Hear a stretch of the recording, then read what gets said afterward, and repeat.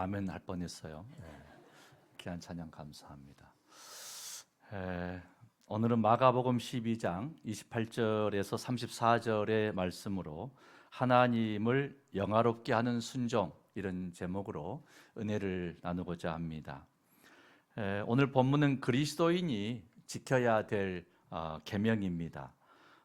서기관이 찾아와서 율법에 관한 질문이 오늘 본문의 줄거리입니다.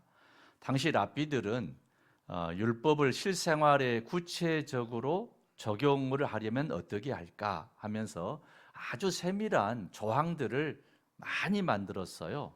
그래서 뭐뭐하지 마라, 뭐뭐하지 마라, 이런 것을 무려 365가지, 또 뭐뭐해라 하는 것을 무려 248가지, 합쳐서 613가지의 구체적인 조항들이 있었습니다. 많은 조항이 있다 보니까 율법학자들이 모여서 어느 것이 더 중요하고 어느 것이 더 우선순위에 있어야 하느냐, 이런 논쟁이 많았습니다. 그래서 율법학자가 예수님께 오셔가지고 율법의 논쟁의 하나인 무엇이 가장 중요한 것입니까? 이런 질문을 하는 것입니다. 예수님께서는 당시 율법학자들, 랍비들이 뭐뭐하지 마라, 이런 규정을 많이 뒀다면 예수님은 표현을 사랑하라, 뭐뭐해라, 새 계명을 그렇게 주시는 것입니다. 당시 유대인들에게 있어서 율법은 지켜야만 하는, 억지로라도 지켜야만 하는 그런 무거운 짐이고, 때로는 그것이 위선이 되고 또 지키지 않으면 벌 받을 수밖에 없다는 두려움, 이런 거였습니다. 그런데 주님께서 말씀하시는 사랑의 계명은 모든 율법의 근간이 되면서도 삶을 행복하게 하는 것입니다. 그런 점에서 서로 사랑하라, 이 말씀은 우리를 행복하게 하는 삶의 비결이라는 것이죠. 그래서 오늘 말씀의 핵심은 하나님을 사랑하라 하는 것이고, 둘째 이야기는 이웃을 내 몸처럼 사랑하라 하는 것입니다. 한마디로 하나님 사랑, 이웃 사랑인 거죠. 우리 본문의 이 30절의 말씀 같이 봉독하시죠. 30절, 내 마음을 다하고 목숨을 다하고 뜻을 다하고 힘을 다하여 주 너의 하나님을 사랑하라 하신 것이요. 아멘. 첫째에 선포되는 계명의 말씀은 하나님을 사랑하라 하는 것이죠. 우리 한번 따라 하십시다. 하나님을 사랑하라. 누구나 하나님을 사랑하는 데는 그 기간은 다를 수 있지만 다 이 단계가 있다고 그래요. 한 신학자가 이렇게 논리적으로 설명을 했는데, 세 단계가 있다. 하나님을 깊이 사랑하기까지 세 단계가 있다는 거예요. 첫 번째 단계는 뭐냐 하면은 나를 위해서 하나님을 사랑한다 하는 것입니다. 나를 위해서 하나님 사랑하는 거예요.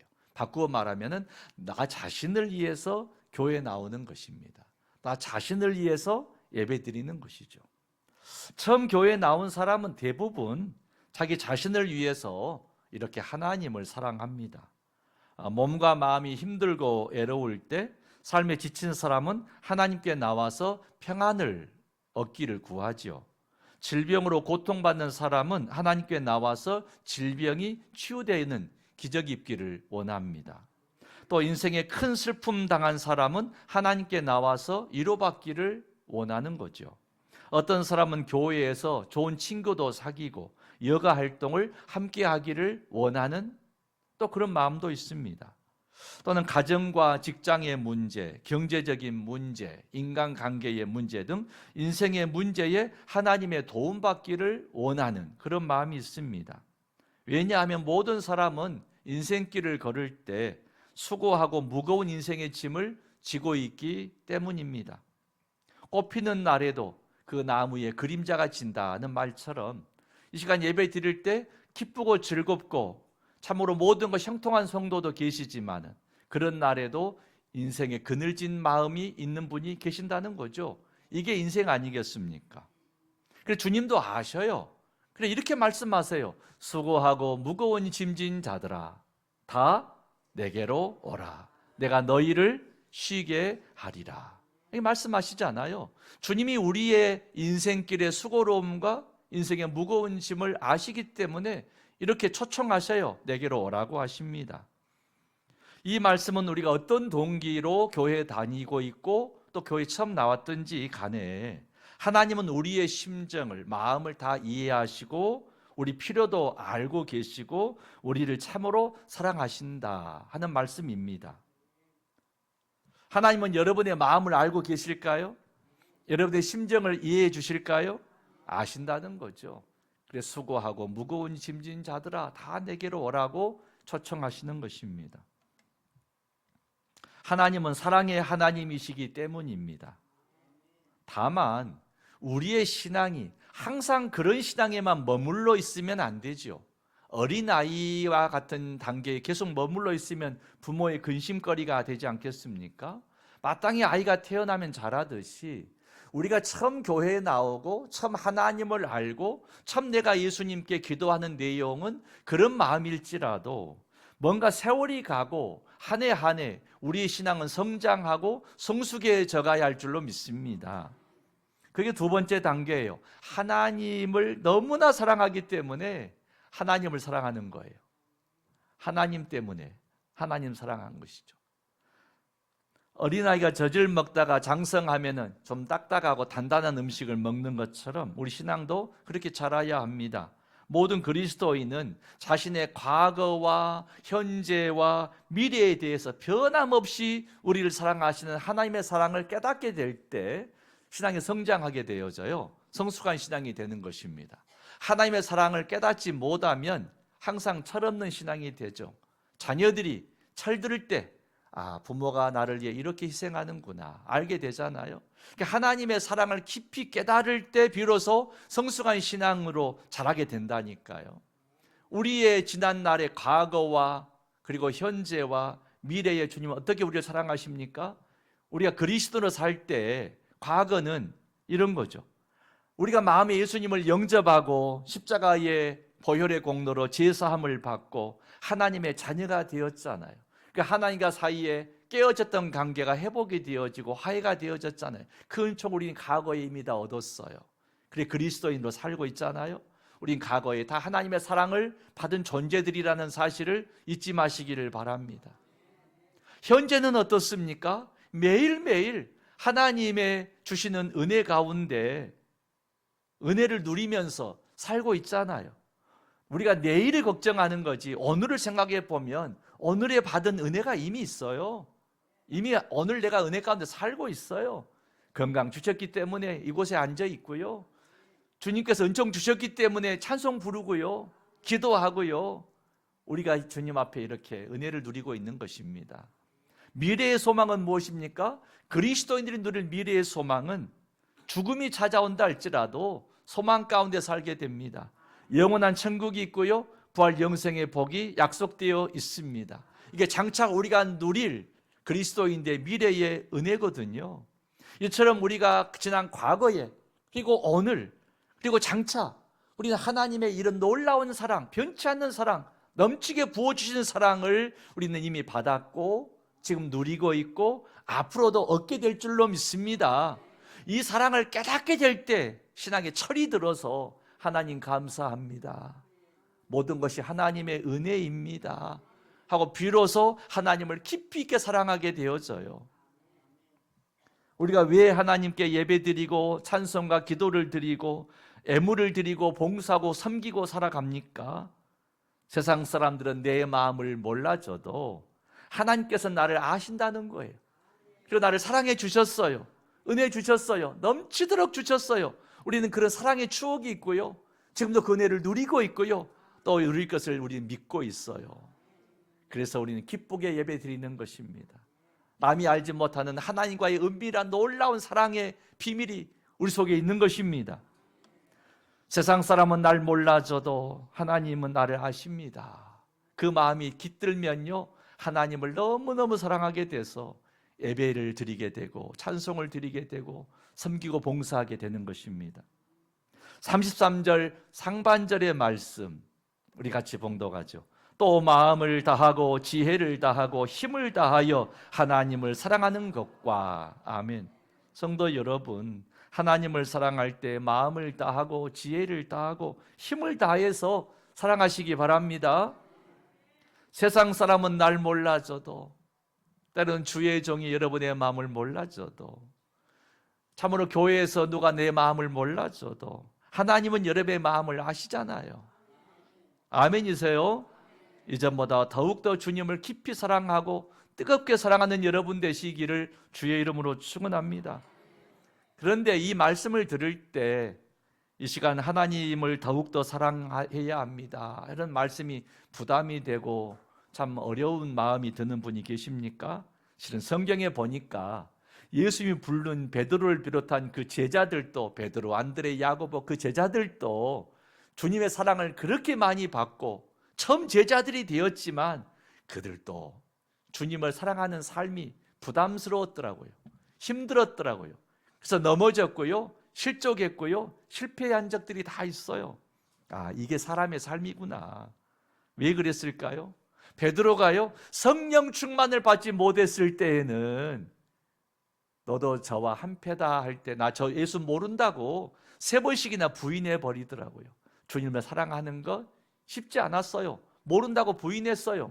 어떤 제자는요, 돈에 팔았어요. 어떤 제자는요, 숨었어요. 달아났어요. 아, 그렇구나. 주님께 부름받고 그토록 사랑받았던 초대교회 그 제자들도, 사도들도 사랑한다는 것이 그렇게 쉽지만은 않았구나. 그런데 성경에 보니까 정말 주님을 사랑하게 되는 삶으로 변화가 되더라고요.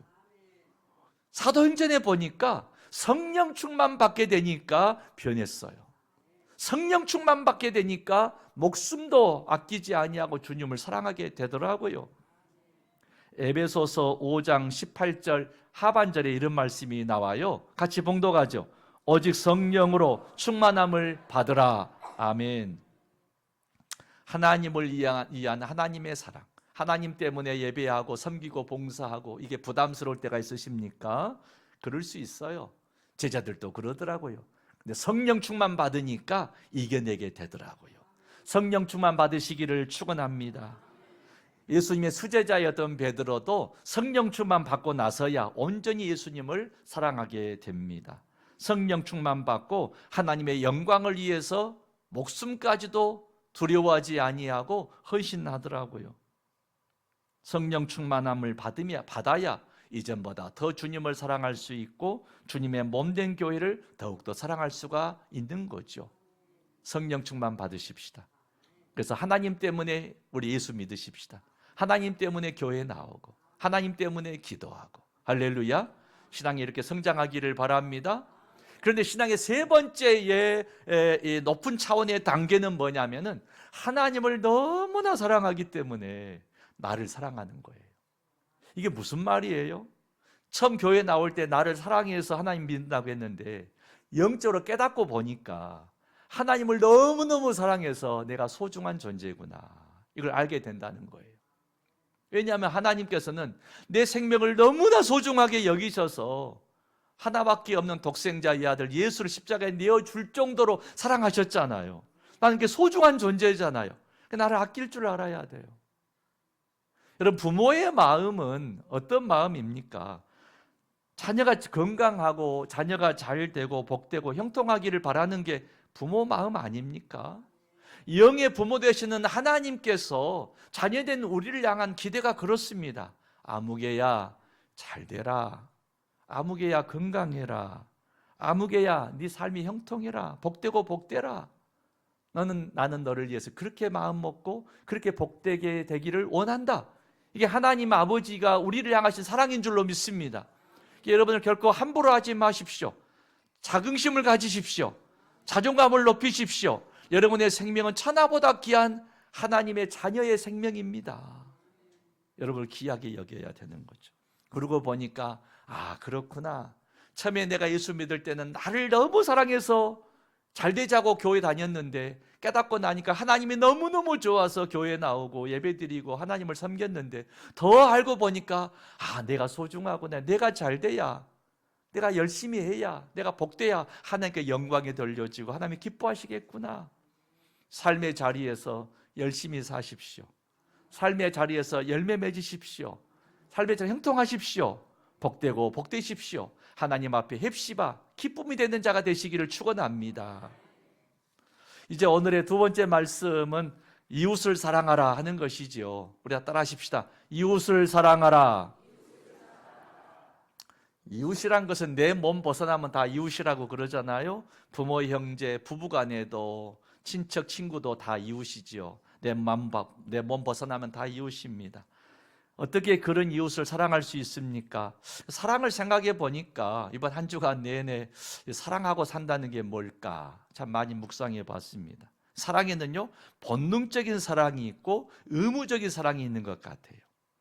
물이 위에서 아래로 흘러가듯이 내림사랑이 있고 올림사랑이 있어요. 본능적인 사랑은 물이 아래에서 흘러가듯이 저절로 사랑해 주는 것입니다. 근데 의무적인 사랑은 올림사랑처럼 물이 흘러내려올 때 바가지로 물을 퍼서 위로 끌어올리듯이 수고해야, 뭔가 노력을 해야 되어지는 사랑이에요. 그 튀르키예에서였습니까? 어디 지진이 났을 때 이런 사건 때 이런 구조자가 있었죠. 여러 날이 지나고 기적같이 어린 아이가 구조됐는데 살아 있어요. 근데 죽은 어머니 품에 안겨 있었어요. 유심히 보니까 지진 피해로 폐허가 된 건물의 그 잔해 속에, 그 불편함 속에서 그 어머니가 어린 생명 아이를 품고 있는데, 그 아이가 밤에 추울까 싶어 자기 옷을 다 벗어가지고 아이를 감싸 주었어요. 그리고 먹을 것도 이제 더 이상 젖도 나오지 않고 먹을 것도 없고 마실 물도 없으니까 손가락을 깨물어서 피를 내가지고 아이 입에 물어줬어요. 아이가 그걸 빨아먹고 아이는 산 거죠. 구조해 보니까 어머니는 그렇게 죽어 있고 아이는 산 거예요. 이게 어머니 사랑이죠. 이게 내림사랑입니다. 이렇게 옛날에 중국의 사신들이 우리나라에 올 때 많이 괴롭히던 이야기들이 많잖아요. 그런 일화 중에 하나가 이런 이야기가 있어요. 아주 똑같이 닮은 쌍둥이 같은 말 두 마리를 끌고 와서 어느 것이 어미고 어느 것이 새끼인지 맞춰봐라. 너희 땅에 얼마나 지혜로운 사람이 있나 보자. 그래, 한 신하가 그랬다고 하잖아요. 먹이를 가져다가 말에게 주니까 먼저 먹는 말이 있고 한참 기다렸다 먹는 말이 있어서 말하기를, 먼저 먹이를 먹는 말이 새끼 말이고 어미는 새끼가 다 먹은 걸 본 후에야 먹이를 먹기 때문에 나중 먹은 말이 어미입니다. 지혜로운 답변을 했다고 하잖아요. 동물도요, 본능적으로 자기 새끼를 그렇게 아끼는 것입니다. 내림사랑이요, 본능적인 사랑이 있는 것이죠. 그런데 자녀가 부모를 공경하고 우리가 이웃을 사랑한다는 것은 본능적인 사랑만으로 되는 것이 아닙니다. 이것은 인간의 도리를 다하는 의무이고 지켜야 하는 계명인 거죠. 올림사랑은 물이 위에서 이렇게 흘러내려온 것을 거꾸로 막 퍼서 끌어올리는 거라니까요. 수고로움이 있어요. 마음의 의지를 가져야 돼요. 노력을 해야 돼요. 사랑의 의무가 있어야 하는 것입니다. 어머니 그때는 미처 몰랐습니다. 그런 시어처럼 우리가 나이 들고 수고로운 인생길을 돌아볼 때 비로소 아버지 어머니의 사랑을 뒤늦게 깨닫게 되잖아요. 이웃사랑도 그렇습니다. 고마운 분들이, 내가 오늘 이 자리에 있기까지 고마운 분들이 참 많았는데 항상 그 자리에 있을 줄만 알고 무심하게 사는 거죠. 우리의 따뜻한 말 한마디나 위로의 그 손길, 격려의 손길만 내밀어 주어도 참 좋았을 일들이 많은데 잊어버리고 무심하게 살 때가 참 많습니다. 주변의 이웃에게 관심을 가지고 돌아보는 일에서 이웃사랑은 시작이 되는 것입니다. 아멘이세요? 관심 가지고 보아야 이웃사랑은 시작될 수 있어요. 그렇지 않으면요, 스쳐 지나가게 되어 있어요. 나태주 시인의 풀꽃이라는 짧은 시가 있잖아요. 자세히 보아야 예쁘다. 오래 보아야 사랑스럽다. 너도 그렇다. 사랑한다는 것은 자주 보는 것이고 관심을 가지고 자세히 그리고 오래 보는 것입니다. 그러면 누구나 예쁘고요, 사랑스럽습니다. 그런데 사랑하기 힘든 이웃들이 있습니다. 나에게 상처를 주고 손해 입힌 사람들입니다. 특히 다시 안 보면 그만인 관계가 아닐 때 우리는 아주 힘들어집니다. 이러한 때 여러분에게 드리고 싶은 권면이 있습니다. 큰 그릇이 되라 하는 것입니다. 한번 따라 하십시다. 큰 그릇이 되라. 큰 그릇이 되어야 작은 그릇을 품고 사랑할 수가 있습니다. 작은 그릇은 결코 큰 그릇을 담을 수 없습니다. 그냥 깨지는 거예요. 결코 담을 수 없어요. 죽을 때까지 기도해 보세요. 작은 그릇은 결코 큰 것을 담지 못하는 것입니다. 그런 기도 그만하시고 여러분이 큰 그릇 돼서 품으시기를 바랍니다. 아무리 잘못한 것이 많고 많아도 댐댐이가 작은 그릇이 어떻게 큰 것을 담겠어요? 그리고 나서 왜 담지 못하느냐 원망하고 섭섭하고 인생 사는 거죠. 그러다 죽음을 맞이하는 것입니다. 오히려 잘못이 없거나 상대적으로 잘못이 좀 적어도 댐댐이가 큰 그릇이 작은 그릇을 품어야 서로 사랑할 수 있고 웃을 수 있고 사랑을 회복할 수 있고 천국을 살 수가 있습니다. 화해가 이루어지는 길은 딱 하나밖에 없어요. 잘못이 없거나 혹은 덜 잘못한 사람이 잘못도 더 많고 아주 심하게 잘못한 사람을 먼저 찾아가서 화해 손길을 내밀어주고 큰 그릇의 마음으로 품어줄 때 그때만 가능한 것입니다. 인간의 본능은 제 본성에 따라 적과 원수는 미워하고 증하도록 되어 있어. 이게 인간의 본성이요 제 본성입니다. 그런데 예수님께서는 우리에게 원수도 사랑하라, 내 이웃을 내 몸처럼 사랑하라 계명을 주십니다. 그래서 이웃을 사랑한다는 것은 인간의 본성을 넘어서야 하는 그런 의무이고 올림사랑 같은 것입니다. 누가복음 10장 25절에서 37절의 말씀도 올 본문하고 평행을 이루는 예수님과 율법학자의 대화가 소개가 되거든요. 똑같은 평행 그런 내용인데 다만 누가복음에서는 선한 사마리아인 이야기가 하나가 더 추가되어 있어요. 그 이야기 잘 아시잖아요. 유대인이 길 가다 강도 만났어요. 죽을 지경이죠. 그런데 유대인이었던 제사장도 레위인도 도와줄 뻔했는데 다 안 도와주고 지나쳐가요. 율법 때문에 지나쳐버리죠. 그런데 오히려 당시 사회에서 유대인하고 사마리아인은 원수지간인데 그 사마리아인이 그 사람을 보고 불쌍히 여기고 응급처치해주고 가까운 주막에 데리고 가서 또 돌봐주고 나는 여행 가는 중이니 지금 이 돈으로 치료하고 돌아올 때 다시 들릴 터이니 더 들었으면 내가 다 갚아주겠다 이렇게 하고 갑니다. 근데 주님이 그래요. 율법학자에게 이 강도만한 사람에게 세 사람이 있었는데 그 중에 누가 강도만한 자의 이웃이냐? 자비를 베푼 자니이다 이렇게 말하니까 주님이 그렇게 말씀하세요. 가서 너도 이같이 하라. 가서 너도 이와 같이 하라. 누가 댐비에미가 큰 그릇입니까? 이 사람은 원수 같은 자요, 내가 미워할 자요, 증오할 자지만 그래도 불쌍히 여기는 마음을 가지고 마음을 열어서 응급처치해주고 치료해주고 자기 돈까지 써가면서 감싸준 그 사람이 큰 그릇의 사람이요, 그럴 때만이 이웃사랑이 되더라는 것입니다. 우리가 하나님을 알지 못하고 죄인 되었을 때 하나님께서는 독생자 예수 그리스도를 희생양으로 삼으셨죠.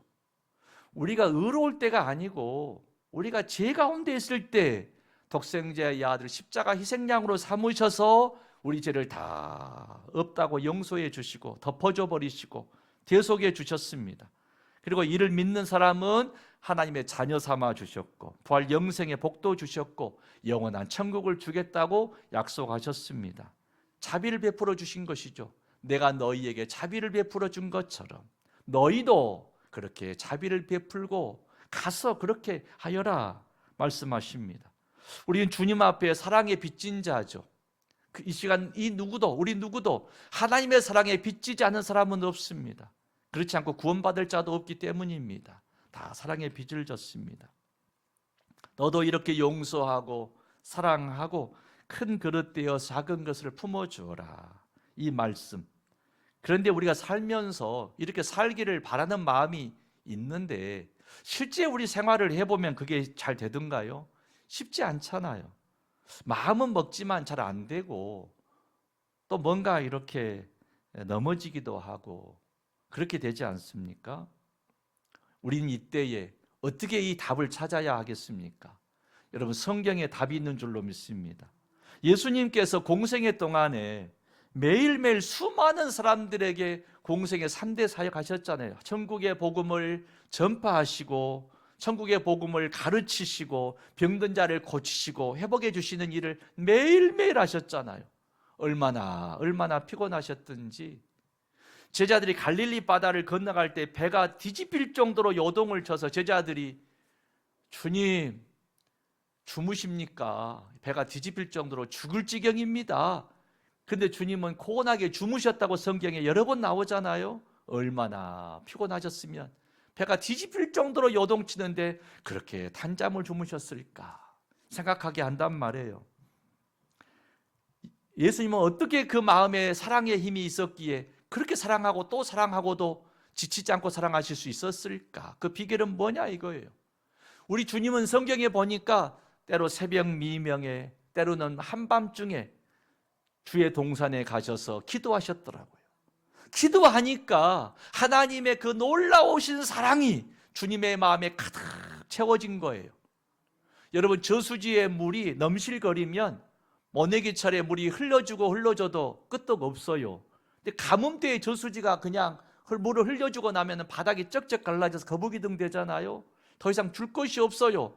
근데 달라고 하면은 지치고 짜증나고 힘든 거죠. 그러나 저수지가 물이 가득하면 문제가 없어요.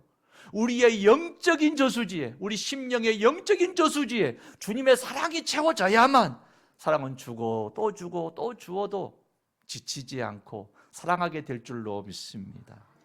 여러분, 내가 사랑해야 될 사람 때문에, 그 의무감 때문에, 그 올림사랑 때문에 원망, 불평, 지치지 마시고 오히려 여러분 심령에 주의 사랑을 채우는 일에 힘을 쓰시고 또 힘을 쓰시기를 축원합니다. 그게 영적인 비결입니다.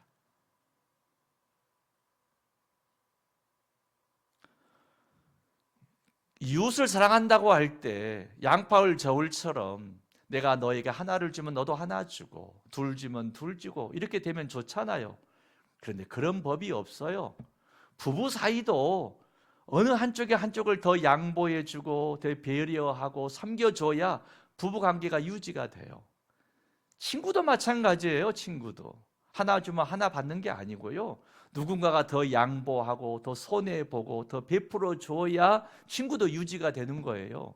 10번 섬기다가 한번 너도 한번 밥 사라 그랬더니 이 친구 변했네 그래요. 변하기는, 난 너한테 10번 샀는데 한 번 사라겠다고 변했다고 하냐? 얼마나 섭섭하고 속상합니까? 이게 세상살이에요. 주고 또 줬는데 어쩌다 너도 한번 사라 했더니 네 마음이 변했구나 할 때 얼마나 참 기가 막힙니까? 그런데 사랑이 넘치면 웃으면서 그래 또 사지 뭐, 할렐루야. 그래야 관계가 유지되는 거예요. 사랑할 수가 있는 거예요. 그래서 사랑은 쉽지가 않아요. 여러분의 심령의 영적 저수지에 주의 사랑으로 충만하게 채우는 이 시간 되기를 주의 이름으로 축원합니다. 빅토르 이고가 레미제라블을 썼던 그 유명한 소설가죠. 빅토르 이고가 이런 말을 했어요. 인생에 있어서 최고의 행복은 우리가 사랑받고 있음을 확신하는 것이다. 그런 말을 했거든요. 우리 옆에 분 보시고 우리 한번 고백해 줍시다. 사랑합니다. 진심으로 사랑합니다. 정말로 사랑합니다. 아멘이세요? 여러분 정말 사랑하시죠? 사랑하잖아요. 여러분 사랑받는 분들이고요, 여러분 사랑받기 때문에 하나님 사랑받고 서로 사랑받기 때문에 여러분 행복한 분들이 분명합니다. 이 행복을 품으시고 세상에 나아가셔서 하나님도 더 사랑하시고 이웃도 힘내셔서 사랑하고 사시기를 주의 이름으로 축원합니다. 은혜로우신 아버지 하나님,